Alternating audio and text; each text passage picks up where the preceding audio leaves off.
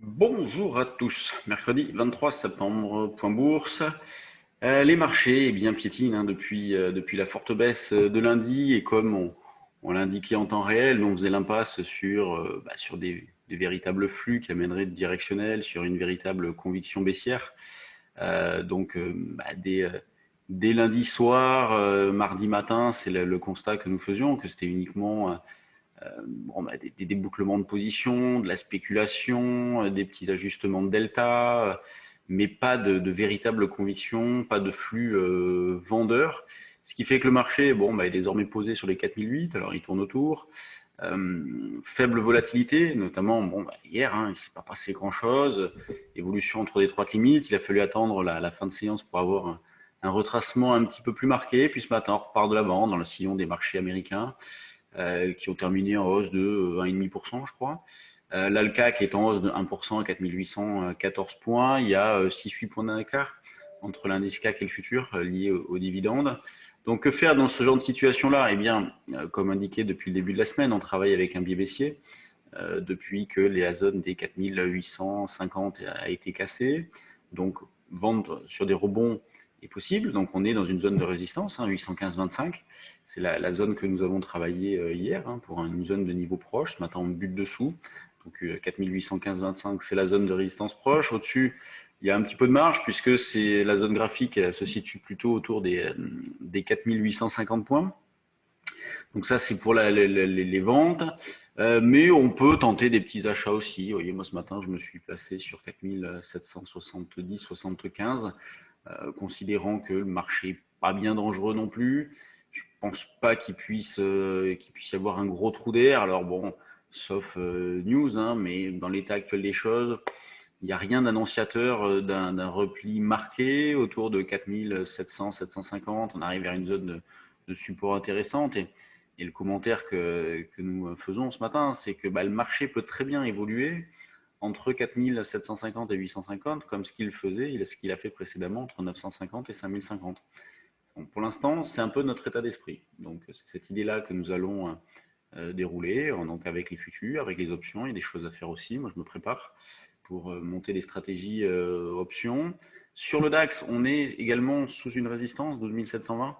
Donc 12 715-20, c'est une zone de résistance proche sur le DAX, c'est l'équivalent du 4815-25 sur le CAC.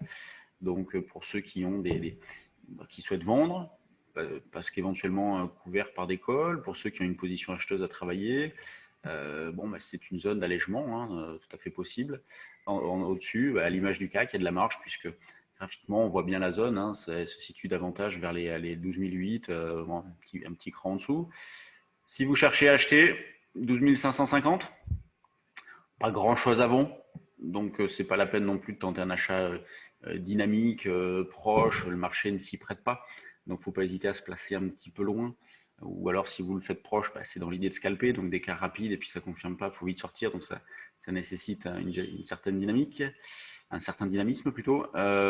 Sur l'eurodoll, alors lui, il est revenu en arrière, donc Powell a fait remonter le dollar. On est passé sous les 1,17. Il n'y a toujours pas de remise en question de la tendance de fond qui reste haussière. Alors oui, elle a un petit peu de plomb dans l'aile du fait que l'eurodoll ait perdu 300 pips partant du dernier plus haut. Mais c'est pas méchant, il n'y a pas de remise en question majeure. On continue, nous, principalement de travailler à l'achat. Donc pourquoi pas vers un 16 75 80. Sinon en dessous, c'est un 16 50 le support à suivre.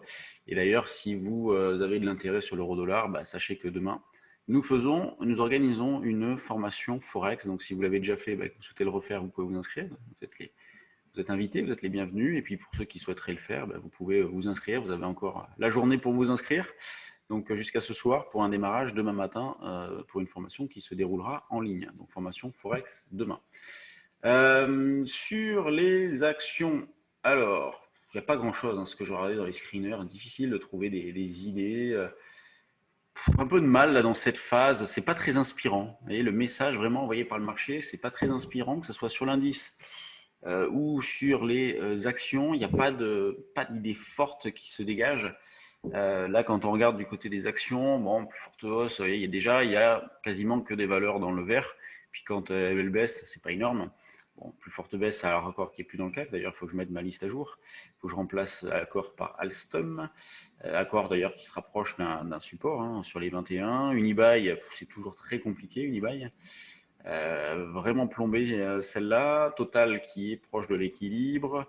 Ensuite, je regarde au niveau des autres grosses capis. Vous avez BNP, Airbus. Bon, Airbus, on a une zone support sur les 60. Sanofi, il y a eu une annonce ce matin sur Sanofi, bon, qui tourne en rond, hein, qui fait pas grand-chose. Et LVMH qui se comporte plutôt pas mal et qui est sur un petit niveau support, 390. On a Vinci aussi, tout à l'heure on en parlait sur le forum, qui est sur un petit niveau support. Vinci, où est-elle? Elle est là. Il y a une sorte de double appui par ici. Quand on regarde du côté des screeners, bon, bah, il y a des petites touches, mais c'est compliqué. Hein. Ouais, Hybrigenix, Quantum, c'est pas des pépites hein, non plus. Hein. Technicolor, c'est une cata. Lucibel, Genfit, bon, bah, ils vont annoncer leurs chiffres et annoncer aussi la réorientation de la société, donc le 30 septembre, me semble-t-il, à peu près la clôture des marchés US. DBV, bon, bah, qui est KO. Au lot, bon. Et difficile, on a beau passer les valeurs en revue les unes après les autres, il n'y a pas d'idée forte. Donc, bah, dans ce genre de situation, il ne faut pas hésiter à rester un petit peu sur la touche, tenter des petites choses, mais d'une manière dynamique. Sur les actions, dans une optique un petit peu plus longue, on n'a pas fait grand-chose ces derniers temps. Quelques stops qui ont été déclenchés, mais bon, c'est normal, mais c'est souvent sur des positions qu'on avait pu alléger dans de bonnes conditions, donc c'est pas un problème non plus. Mais non, mais ça, c'est pas très inspirant. Donc bon, bah, ça fait partie du trading. Hein. Il y a des moments forts avec beaucoup d'opportunités, une belle volatilité. C'est pour ça qu'il faut en profiter. J'insistais lourdement là-dessus quand je vous disais il n'y a pas si longtemps, le marché est agréable à travailler. Donc il y avait une belle vol, une belle fréquence d'écart, donc c'était sympa. Et là, on est plutôt dans un moment un peu creux. En tout cas, moi, c'est comme ça que j'aborde les choses. Il y a des temps forts, des temps faibles. Là, on est dans un temps faible au niveau du trading. Donc, on tente des petites choses. C'est pas non plus pas significatif, mais on tente hein, et ça marche bien. De toute façon, il n'y a pas de, là, pour l'instant, il n'y a pas d'erreur particulière, il n'y a pas de difficulté majeure. Donc, au niveau de la perception du contexte, je pense que on a été très bon là-dessus, hein, avec justement à l'échéance les marchés qui devraient rebaisser un petit peu, et puis bon, bah, qui ont beaucoup baissé lundi, et très rapidement, on a vu qu'il n'y aurait pas de relais. C'est ce que nous, le message qu'on a envoyé à nos abonnés. Relais loin d'être évident, en tout cas pour l'instant, rien d'annonciateur d'un repli plus marqué, et donc pourquoi pas s'arrêter dans cette zone-là autour des 4750. Demain, stage Forex, bon, j'essaierai de faire le point bourse avant la formation. Vendredi, on se retrouve en direct. Alors, vendredi, je vous ferai intervenir. J'aurai une petite question à vous poser sur un sujet de webinaire que nous allons organiser dans quelques temps. Donc, si vous avez des idées de sujets, bah, je vous les demanderai à ce moment-là. Donc, vous pourrez m'indiquer des sujets pour vendredi. Nous sommes preneurs.